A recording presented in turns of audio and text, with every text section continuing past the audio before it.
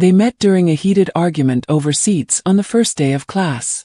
Chika, headstrong and vocal, accused Nnamdi of being arrogant for shifting her bag without asking. Nnamdi, equally unyielding, retorted sharply, and the classroom paused to witness the clash of two bold spirits. But by the next week, the fire had cooled into laughter. Their personalities clicked in unexpected ways. Soon, their classmates stopped seeing them as individuals. They were Chika and Nnamdi, an inseparable pair who did everything together. Their bond was unexplainable. They weren't dating, at least, that's what they told everyone. But their closeness rivaled the most committed couples. They studied together, shared meals, walked hand in hand during evening strolls across campus. Even during holidays, they planned their visits so precisely they saw each other daily. They knew each other's fears, jokes, and dreams. Their friendship was a love story that hadn't confessed itself yet. As the years passed, nothing shook that bond. Not the whispers from classmates, not the secret admirers who eventually gave up trying. No one could break the invisible thread that bound Chika and Nnamdi. But love has its own time, and by the first semester of final year, something changed. Nnamdi began to notice how his heart fluttered when Chika laughed a little too hard at his jokes. He caught himself staring at her lips when she chewed her pen, admiring the way her eyes glistened in evening light. Chika, too, found herself pausing to breathe when Nnamdi smiled. She'd blush when he brushed her arm, or when he leaned a little too close while helping her with a textbook. Neither dared speak. The fear of ruining what they had kept their mouths sealed. Yet the feeling burned, persistent and undeniable. Until one evening after class, as they walked back to the hostel under the orange glow of sunset, Nnamdi stopped. "Chika," he said, his voice lower than usual. She turned, heart skipping. "I've been meaning to tell you something," she cut in. Their eyes locked. A charged silence passed. Then, as if their hearts were synced, they both burst into laughter. "I knew you had fallen for me," she teased, playfully nudging him. "Yes or no," he replied, grinning as he reached for her hand. She didn't answer with words. She leaned in and kissed him. And just like that, their world changed. Their love blossomed effortlessly. From that night onward, they were no longer hiding behind bestie tags. They spent long nights at his apartment, cuddling, laughing, sometimes doing absolutely nothing. The first night she slept over, they crossed the final line. Nnamdi took his time with her, kissing her gently before exploring her body like sacred ground. She moaned his name like a hymn, arching beneath him as he filled her. "You're blessed down there," she whispered between gasps. "Where has this part of us been all my life?" They had found heaven. But heaven, as always, never lasts long.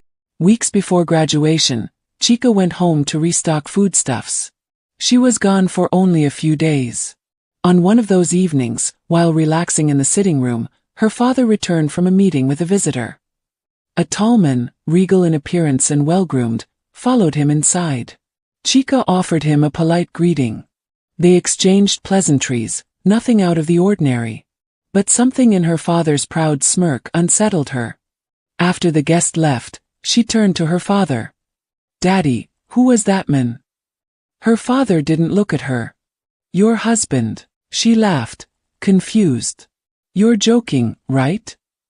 He didn't answer. Her heart dropped. "Daddy, you'll marry him," he said, tone final. "You're from a royal bloodline. It's time to take your place." No, this isn't happening. But it was. Panicking, she rushed back to school and told Nnamdi everything. He listened in silence, jaw clenched. "Then let's go meet him," he said finally. "I'll speak to him." They dressed properly. Nnamdi rehearsed what he'd say. When they arrived at her house, her father was unusually welcoming. He shook Nnamdi's hand and listened as the young man made his case. When they left, Chika exhaled. Maybe he'll understand. But the moment Nnamdi left, her father's true colors returned. "You'll not marry that boy," he spat. "You're betrothed to the house of Chief Umenka. A royal blood for a royal home." "But I love him," she cried. "You'll forget that nonsense," he snapped. Your marriage is already being prepared. You'll wed before your graduation. Her mother said nothing. She held Chika's hands but offered no resistance. The message was clear, this battle would not be won at home. Chika returned to school heartbroken. Nnamdi tried to stay strong, but the cracks were showing. He approached her father again, desperate to appeal. But this time, her father had him humiliated, calling in 2 security men who forced him to write an undertaking that he would never contact Chika again. When Chika heard what happened, she lost it. She rushed to his apartment and banged the door until he opened. "I'm fine," he said coldly, eyes avoiding hers. "I can't fight your father. Don't talk like that." "I'm sorry," he muttered. "I can't win this." And just like that, the wall grew between them. The engagement became official. The wedding was planned in speed. Invitations were sent. A gown was picked. And before Chika could understand what was happening, the day arrived. The celebration was grand. Music. Dancers. Laughter. But Chika didn't smile once. Her eyes were vacant. Her soul, absent. Nnamdi stayed in his room all day, lights off, tears soaking his pillow. The pain he felt that night twisted into something dark. He cursed the earth, the sea, everything. Their love, once pure and golden, had been broken. Or so it seemed. The day of convocation arrived, golden and cruel. The campus buzzed with excitement, families pouring in from every corner, students donning gowns and heels, posing for pictures and dreaming aloud. But for Nnamdi, it was just another punishment. He walked the familiar paths with deadened steps, wearing his gown like a burden. People called out to him, tried to take pictures, smile, make jokes. He smiled, but none reached his eyes. Chika didn't come. She was supposed to stand beside him. They had imagined this moment since their second year, how they'd take photos, prank a few lecturers, throw water at each other, then run off to eat suya and ice cream and talk about the future. But now, her seat was empty, her name called with no one to collect her certificate. Her absence was a ghost at his side. Some of their classmates whispered in sympathy. Others tried to distract him. A few girls flirted more boldly, sensing his pain and hoping to fill the gap. He smiled politely, took pictures with them, but inside, something had died. After the event, Nnamdi disappeared. No one saw him for weeks. He packed his things quietly, traveled far from the city, and began a new life in another state. He found work remotely with a tech firm, stayed off social media for a while, and kept his circle small. But every night, when the world fell silent, Chika's laughter haunted him. Her lips. Her scent. The way she held his hand when afraid. He didn't delete her pictures. He couldn't. Chika, on the other hand, was living a nightmare in a palace of gold. Her marriage was nothing like the dream her father had painted. Chief Umenka, her husband, was a man of power, status, and cold indifference. Their wedding night had been dry, he barely touched her, preferring to scroll through his phone even while she sat in front of him dressed in lace. Weeks passed and the pattern remained. He barely kissed her, never made love to her. He came home late, always smelling of expensive perfume, messages from different women lighting up his phone. He didn't hide it. She tried to talk to her parents. Her father dismissed her concerns. You have a comfortable life. Many women would kill to be in your position. Her mother cried silently but said nothing. Even her uncles and aunts advised patience. Marriage is not for pleasure, my daughter. Endure. But she was dying slowly. One evening, after confronting Chief Umenka about his behavior, he smirked and replied, "You weren't my choice, Chika. I married you for your father. Don't get too comfortable." Then came the slap. A hard, burning slap that left her reeling. She cried all night. Alone in the mansion that felt like a prison. The silence of the bedroom mocked her. Her heart raced with a dangerous longing, for the one man who had held her, loved her, touched her soul. She opened Instagram that night, hoping to distract herself, and by some strange twist of fate, Nnamdi's post popped up on her Explore page. The caption read, "I feel a strange weight today. Something that belongs to me is suffering, and I can't help it. Tears spilled freely. Her hands shook. She created a burner account immediately and followed him. That night, under a hidden name and profile picture, she sent a message. "I saw your post. You're not alone." He replied hours later. "Who is this?" "Someone who's been suffering too." Curiosity led to more messages. Short at first, then deeper. He didn't recognize her at first. She kept her words careful, yet sincere. Day by day, they rebuilt a connection, piece by piece. Eventually, she sent a voice note. A single sentence in the soft tone only he knew. Nnamdi froze when he played it. He listened again. And again. "Chika." She didn't reply immediately. Then finally, he sent his location. She arrived 2 days later, dressed in a plain gown, no makeup, her eyes hollow but determined. She had taken one of her husband's lesser-used cars and fled while he was on a business trip. Her heart pounded every kilometer. But when Nnamdi opened the door and saw her, he didn't say anything. He just opened his arms. She walked into them. "I don't care what happens," she whispered. "Do you want to go back?" he asked, eyes searching. She shook her head firmly. "Never. Do anything to make sure I don't return, please." He knew what had to be done. Calm and efficient, he fed her, got her a shower, and phoned a trusted friend. By morning, a driver had returned the car quietly to a random street in her former city. They left no trail. Then, he packed up his workstation, stuffed essentials into 2 travel bags, and led her to a car. They drove for hours until they reached a remote village where one of his close friends had left a small house before relocating abroad. That became their sanctuary. Life there was peaceful. Simple. Honest. Nnamdi worked from home. Chika tended to their space, planted a small garden, helped with the cooking. At night, they lit candles and danced to soft music. But most nights, they made love. Their passion returned full force. She surrendered herself with deep sighs and arching moans, holding on to him like he was the only reality she had. He pleasured her like a man making up for lost time, touching every part of her with tenderness and need. She often whispered in between, "I suffered, I suffered." He'd kiss her forehead. "Not anymore." Meanwhile, back home, chaos brewed. Her husband searched everywhere. Her family panicked. Her mother cried every night, blaming her husband for everything. Rumors spread. Some thought she had run mad.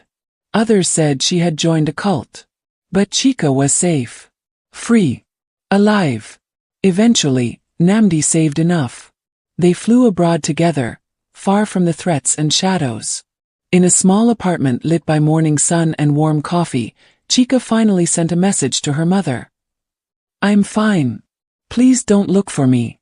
I promise I'll explain someday. But if you truly love me, keep my secret. I'll bring you here soon." And then she dropped the phone and kissed the man who made escape feel like coming home. Far away from the choking grip of tradition, Chika and Nnamdi built a new life out of silence, longing, and second chances. Their new home abroad was modest but warm, decorated not with gold or imported furniture, but with laughter, freedom, and shared dreams. The air didn't feel heavy. The walls didn't echo with unsaid pain. For the first time in a long time, Chika breathed without fear. Their apartment overlooked a quiet lake that sparkled under moonlight. Nnamdi turned a corner of their living room into his office space, working freelance gigs that paid well enough. Chika started taking online courses, determined to restart her life on her own terms.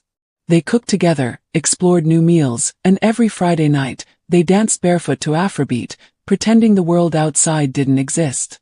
But it wasn't just peace that defined their new life. It was passion, raw, unapologetic, healing passion. Their nights were sacred. She often climbed on top of him, riding him slow and deep, her moans soft and desperate like she was claiming him again and again. Sometimes, he whispered her name like a vow while holding her waist, driving into her with hunger that came from missing her for too long.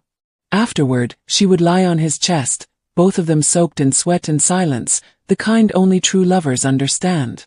Still, the past had a way of tapping gently at their door. One night, as they lay tangled under a single bedsheet, Chika sat up suddenly. "I had a dream," she whispered. Nnamdi rubbed his eyes. "Bad one?" She nodded. "My father was crying. My mother too. They were sitting in our compound, alone. My wedding picture had been burned." He pulled her back into his arms. "Let the past burn. You didn't run away to haunt yourself." "I know," she said softly. Despite the distance, they stayed careful. Chika didn't post pictures of herself. She stayed off video calls with old classmates. Nnamdi avoided old school group chats. They were ghosts to the world they once belonged to. Only Chika's mother knew the truth, and she kept her daughter's secret like it was oxygen. One day, weeks into their quiet life, Chika got a message from an anonymous number. It read, "You think you've disappeared? We always find what belongs to royalty." She froze. Nnamdi saw the screen and frowned. "That's from home." "I don't know. No name. No face." "Then block it. Now." She hesitated. "What if they've found us?" "They haven't," he said firmly. "They're fishing. Don't bite." But the message lingered. It brought back flashes of the slap, the humiliation, the wedding that felt like a funeral. She blocked the number. Then deleted her old WhatsApp entirely. Still, she couldn't sleep that night. Nnamdi noticed. "Hey," he whispered, pulling her close, "you're safe here." "I know." "Then show me," he said, kissing her neck. She rolled over onto him and kissed him back with hunger. Their clothes peeled off with urgency. She let him devour her body, gasping each time he whispered her name against her thighs. That night, she made love like she was proving she belonged here, inside his arms, inside this freedom. In the days that followed, things slowly returned to calm. Chika got her work permit. Nnamdi signed a new contract. They even considered moving to a bigger apartment. But one call from Nigeria reminded them that love never truly rests. It was her mother. "Your father, he's sick," she whispered, voice strained. "He's been ill for weeks now. He doesn't talk. He barely eats. He just asks where you are." Chika's heart twisted. "Is it serious?" "It is." She was silent. "Chika," her mother pleaded. "Just speak to him. Once." Nnamdi entered the room, reading the pain on her face. "What's going on?" "My father is sick." "Do you want to talk to him?" She looked down. "I don't know." Nnamdi walked over, touched her chin. "If you do it for you. Not out of guilt." Later that night, she called. Her father's voice was weaker than she had ever heard. "Chika. I'm here, Papa." Silence. "You broke me." She blinked back tears. "You broke me first." He exhaled shakily. "Are you happy?" "I am." Long pause. "Is he treating you well?" She glanced at Nnamdi, sitting across the room. "Better than anyone ever has." Another silence. Then a faint whisper. "Then stay happy, my daughter." He hung up. She dropped the phone and wept for a father who never really saw her until he lost her. Weeks later, her mother called again, this time, not with sorrow, but with quiet joy. "Your father, he's improving. He asked for yam porridge yesterday." Chika smiled faintly. "Good. Do you still plan to keep me away forever?" her mother asked softly. "No," Chika said. "I'm making plans for you to come stay with us. At least for a while." The woman broke into tears. That night, Chika shared the news with Nnamdi. "Your mum deserves peace," he said. "She does. And you," he added, holding her waist, "deserve this life." "And you," she teased. "I deserve you." Their love wasn't just built on escape. It was built on choosing each other over and over again, even when the world demanded otherwise. And as the night wrapped around them, their bodies moved like rhythm and rain, like ocean tides finding home on the shore. No longer besties. No longer hidden lovers. But soulmates, rewriting their story, far from the world that once tried to keep them apart.